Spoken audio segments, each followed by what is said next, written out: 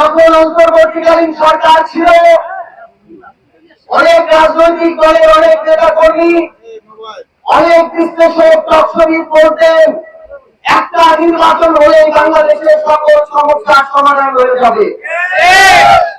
একটা নির্বাচন হলো 4 মাস যেতে না যেতে একটা নির্বাচিত সরকারের যত ধরনের প্রতারণা আমরা দেখলাম, এর আগে একটা নির্বাচিত সরকার 4 মাসে এত প্রতারণা করতে পারে এই কল্পনা বাংলাদেশের মানুষ করে নাই।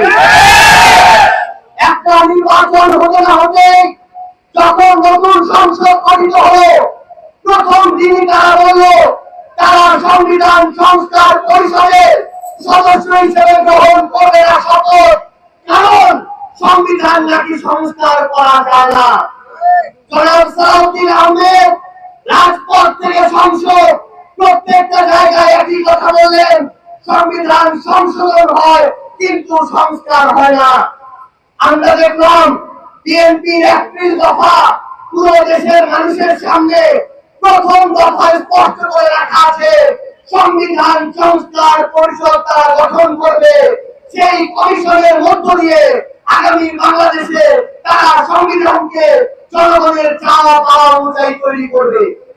তাহলে হয় এই সংবিধান সংস্কার মিথ্যা, অন্যথায় আপনাদের 31 দফা তার চেয়ে বড় মিথ্যা।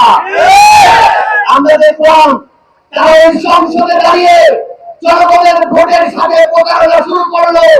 যেই জনগণ প্রায় 68 থেকে 70% জনগণ তাদের জায়গা থেকে রায় দিল যেই বাংলাদেশে সংস্কার বাস্তবায়ন করতে হবে, জনগণ বাস্তবায়ন করতে হবে, তারা ওই সংসদে রাজপথে টকশোতে তাদের নেতা কর্মীরা বলা শুরু করলো এই গণভোটটি অবৈধ হিসেবে হয়েছে। এই গণভোটটি অবৈধ ছিল, এই গণভোটটি অবৈধ ছিল।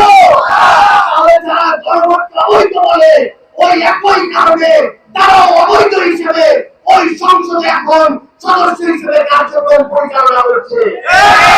কিন্তু আমরা আপনাদেরকে সেটা বলতে চাই না, আমরা আপনাদেরকে বৈধ সংসদ সদস্য বলতে চাই, কিন্তু একই সাথে গণভোটকে যেভাবে জনগণ বৈধতা দিয়েছে, ন্যূনতম আপনারা যদি জনগণের সাথে প্রতারণা না করতে চান, তাহলে সেই গণভোটের রায় সংস্কার আপনাদেরকে অবশ্যই বাস্তবায়ন করতে হবে। আমরা একটার পর একটা নাটক দেখা শুরু করলাম। এই নাটকগুলো শুরু হয়েছে 4 মাসে, অন্তত 40টা নাটকের এপিসোড হয়েছে, কিন্তু বিএনপির জায়গা থেকে জনগণের সাথে কমিটমেন্টের কোন উদাহরণ দেখা যায় নাই। তারা বললো জনগণের সরকার করবে, তারা বললো ইনসাফ ভিত্তিক রাষ্ট্র করবে, তারা বললো মদিনার সনদ অনুযায়ী রাষ্ট্র পরিচালনা করবে, কিন্তু আমরা প্রত্যেকটা জায়গায় তাদের প্রতারণা দেখছি। আমরা দেখছি যে বাংলাদেশে এই নতুন সরকারের 2 মাসের মধ্যে তারা 2 বার জ্বালানি তেলের দাম বাড়িয়েছে। আমরা দেখছি এই 4 মাসের মধ্যে তারা এলপিজি সহ গ্যাসের মূল্য 4 বার বৃদ্ধি করেছে। আমরা দেখছি 4 বার যেতে না যেতে তারা বিদ্যুতের দাম বাড়িয়েছে। তাহলে এই যে এতদিন ধরে জনগণের পক্ষের বড় বড় গল্প দেওয়া হলো, এই ধরনের প্রতারণার রাজনীতি করে তারা কিভাবে বাংলাদেশে জনগণের প্রতিনিধিত্ব করবে, এই প্রশ্নের উত্তর আপনাদেরকে চাইতে হবে।